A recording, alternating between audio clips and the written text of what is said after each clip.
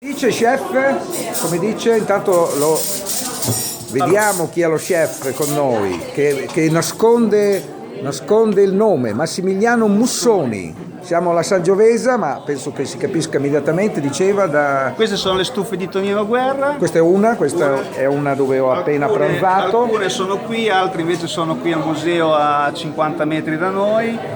Queste sono le due stufe, ma ce ne sono altre sparse. Ce ne sono altre. Questo è il fine pranzo della domenica, che è l'unico pranzo, l'unica colazione delle 12 della settimana, sempre che quando sono le festività, Natale, Pasqua o ricorrente in genere. Ecco, in questo momento se ne sono andati, ma questi erano i tavoli allestiti per l'occasione, tavoli grandi, tavoli piccoli. Abbiamo avuto un gran pianone anche oggi, per fortuna. Perché la domenica alla fine forse... Una bellissima giornata, dove girano le famiglie, dove la gente adesso ha cambiato completamente, viene a mangiare molto volentieri la domenica a mezzogiorno.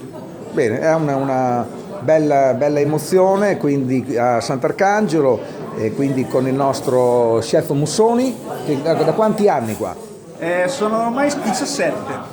Ecco, 17 anni, cioè praticamente insomma è la Sangiovese, quindi anche nella vostra carriera, anche Tre Gamberi, perché con un locale da 300, mi sembra, alla fine siamo sui 300 posti, mi sembra. Ecco. Sono sui 300 posti, soltanto che noi cerchiamo, non vanno sempre d'accordo, però cerchiamo anche di farli fatti bene.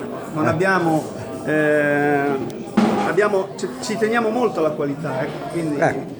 Anche se sono tanti coperti, però cerchiamo di farli bene. C'è anche un'azienda della famiglia che gestisce, proprietaria, insomma, della Sangiovese, che è la famiglia Maggioli, che gestisce, insomma, di proprietà l'azienda di Saiano, la tenuta Saiano, dove noi produciamo, che poi è qui vicino a Toriana. Esatto, 7-8 km da qua. E va anche detto che in questo momento preciso in cui perché in questo epicentro culinario della Romagna, poi c'è l'Emilia, magari Modena, ma in Romagna chiaramente l'epicentro culinario è da molto tempo da queste parti, fra Montiano, Toriana. Adesso in questo momento decisamente a Sant'Arcangelo, perché non solo c'è il grande classico dei classici, la Sangiovese, ma anche il vincitore di Masterchef. Ecco, quindi il caro Valerio Braschi, quindi l'epicentro in questo momento è qua. Ecco, quindi la grande tradizione e lo chef che parte praticamente già col libro, che viene presentato proprio nel momento in cui noi stiamo filmando. Quindi è uno chef che piuttosto che fare tutto quello che ha fatto il nostro Mussoni, cioè la gavetta, e quindi senza andare in TV ma lavorando appunto nel ristorante, lui da Sant'Arcangelo parte alla rovescia, ma dovrà comunque confrontarsi con la brigata. Però fa bene anche avere un po' di riflettori, no? Qualche volta. Certo. Comunque noi abbiamo il piacere di lavorare in una brigata di ragazzi molto giovani, sono più anziano, quindi cerchiamo di migliorarci sempre in quello che è la tradizione, perché non è vero che la tradizione non è migliorabile, la tradizione può essere anche ricerca e alleggerire alcuni piatti, quindi che erano più pesanti, e cercare sempre di farlo a meglio, insomma, questo è il nostro obiettivo. Comunque è un ristorante dove principalmente si mangiano piatti di carne, però dove, come dico spesso, dove si mangia carne comunque si mangia molto bene anche vegetariano, quindi magari mancano i piatti di pesce, ma comunque il baccalà spunta fuori.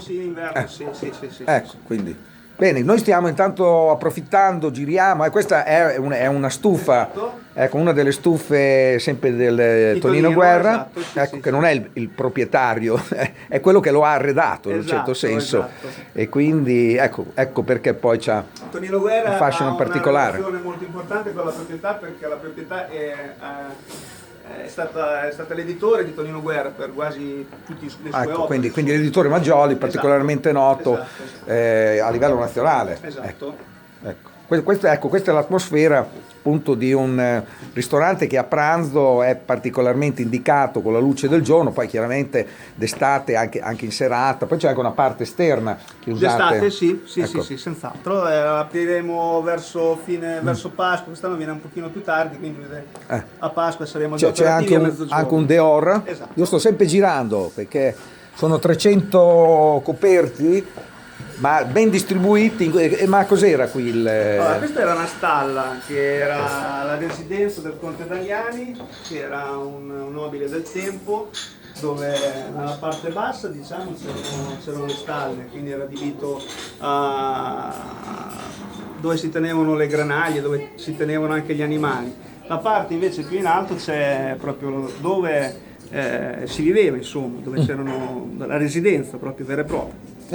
Quindi cioè, ai tempi evidentemente Esatto. in centro storico appunto c'era una situazione che oggigiorno è solamente in campagna. Esatto. Ecco. E quindi c'è sono stati questa mantenuti- tenuta di, comunque c'è questa tenuta di Toriana. Esatto. Ci sono anche le documentazioni se vogliamo vedere, Bene. ma magari un'altra volta andremo a fare un giro. Questa è già una colomba Questa è già una colomba pasquale. che prepariamo noi, questi sono una parte dei dolci che adesso stiamo mettendo via, è la classica madia che si faceva Ecco.